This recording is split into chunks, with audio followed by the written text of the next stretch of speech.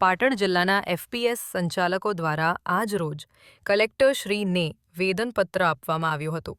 જેમાં મોટી સંખ્યામાં જિલ્લાભરમાંથી સંચાલકો ઉપસ્થિત રહ્યા હતા.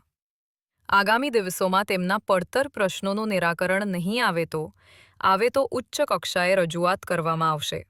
અને નવેમ્બર 2025ની જથ્થા ચલન નહીં ભરવામાં આવે તેમની માંગણીઓમાં મુખ્યત્વે કામગીરીની સામે મળતું અનિયમિત કમિશન બેંક એકાઉન્ટમાં સમયસર મળે, કમિશનમાં ₹3 પ્રતિ કિલો કરવા,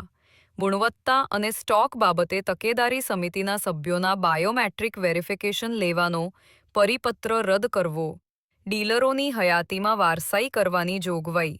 વિતરણ માટે મળતા જથ્થામાં માલ ઘટ આવે છે, વિતરણ દરમિયાન વેરણ ઘટ, જથ્થો સૂક મારે તે ઘટ, વિતરણ માટે અપાતો જથ્થો ક્યારેક યોગ્ય ગુણવત્તાવાળો હોતો નથી, આ બાબતે ગુણવત્તાસભર જથ્થો આપવા,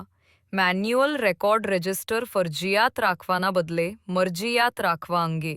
સંચાલકોનું કહેવું છે કે વારંવાર ઈમેલ અને રજૂઆતો કર્યા છતાં વિભાગ તરફથી કોઈ પ્રત્યુત્તર મળ્યું નથી. આથી હવે તેઓએ રાજ્યવ્યાપી અસહકાર આંદોલનનો નિર્ણય લીધો છે અને તેની સંપૂર્ણ જવાબદારી પુરવઠા વિભાગની રહેશે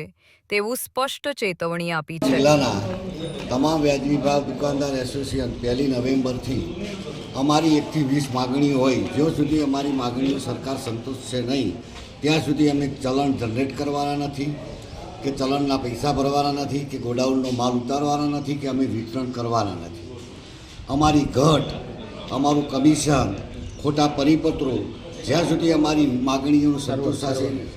સર્વ માગણીઓ સંતોષાશે નહીં ત્યાં સુધી અમે આ હડતાળ પાછી ખેંચવાના નથી અને સરકાર જોડે પણ અમે અપેક્ષા રાખી કે અમારી સાચી અને હકની માગણીઓ હોય, અમે તત્પર્ય